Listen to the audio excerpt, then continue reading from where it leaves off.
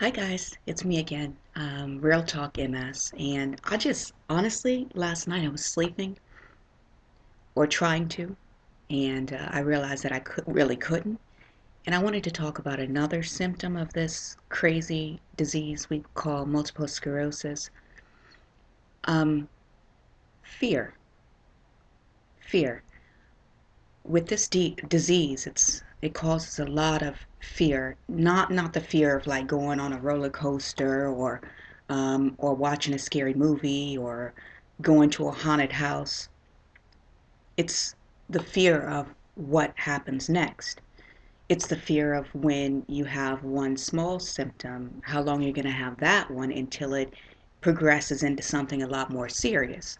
Or even say in my situation, there's been times where I wanted to, go on a walk, and I have. And I get halfway through the walk and I start getting a little bit worried about if I'm going to make it back to where I started from. It's that fear of knowing that I have coffee and I'm meeting a friend for a nice coffee date or something like that, and I have to worry about if I'm going to be able to get that coffee cup from the counter back to where we're going to sit without looking extremely foolish or inebriated or whatever it is. It's that fear of what people think about us and our situation and how we feel, and maybe just because of the fact that we move a little bit slower. Um, I know when I'm walking, anytime I'm walking with somebody, it's guaranteed that they turn back to look and make sure I'm still there because of the fact that I do have to walk a little bit slower.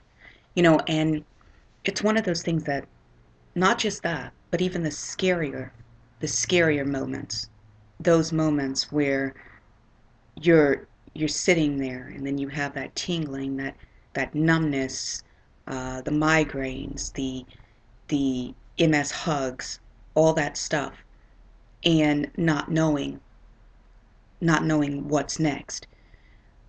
It's been the times that I lost vision in my right eye, and I had that fear of not knowing if I would be able to see again out of that eye.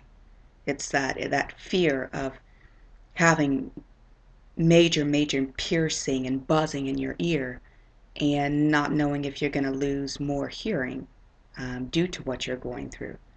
It's the fear of not knowing what you should be eating, what you should be drinking, how long you should be sleeping, all these things that might make a difference, but since we don't really know, it's the fear of the unknown. Um, I know when years ago, probably about 11 years ago, when I told my doctor and I said something is wrong. Something is wrong, and I was called a hypochondriac. I was called, just overly paranoid about my health. Um, and then you start to believe it. You start to believe it because at that time, I was young at that time and I didn't have as much confidence to say exactly every single symptom I was experiencing and pushing the fact that I knew that there was something way more serious than she realized. So what ended up happening is that because I didn't open my mouth and I didn't talk about all those symptoms, I didn't talk about the fear factor, and when I did say that I was worried, then of course I was diagnosed with anxiety. There was there was not ever a point where all those symptoms were put together. And so therefore I was misdiagnosed for about 11 years. So it's like don't don't be fearful about telling your doctors whether you already know you have MS or you're kind of thinking you might. Do not be scared to tell your doctors what's going on because you're actually helping them. There's a lot of things that they don't know. If everybody knew everything about this disease, there'd already be a cure.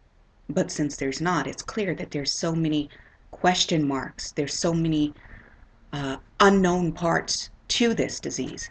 So it's like Don't be scared. Don't ever be scared about telling people what you experience if you have to.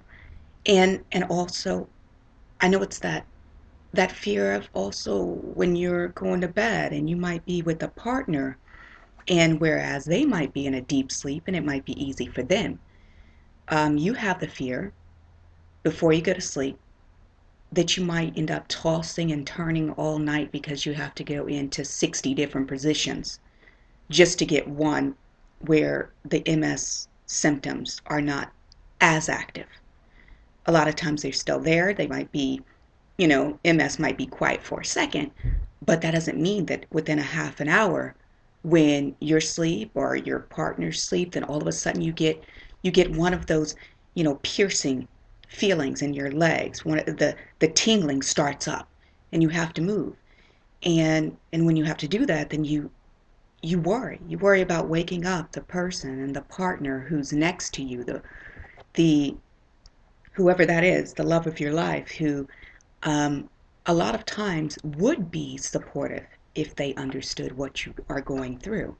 So don't be scared to say those things, and also it's the fear for me, and a lot of these things that I'm talking about are things that I experience, um, or have experienced consistently.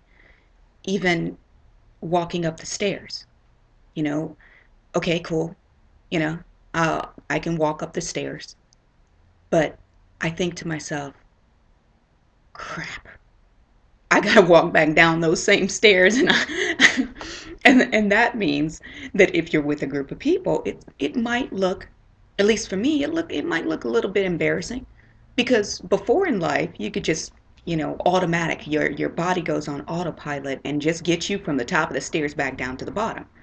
Whereas now I notice that I have to be aware of almost every single step that I take, not to have a huge spill from from the top of the stairs down to the bottom.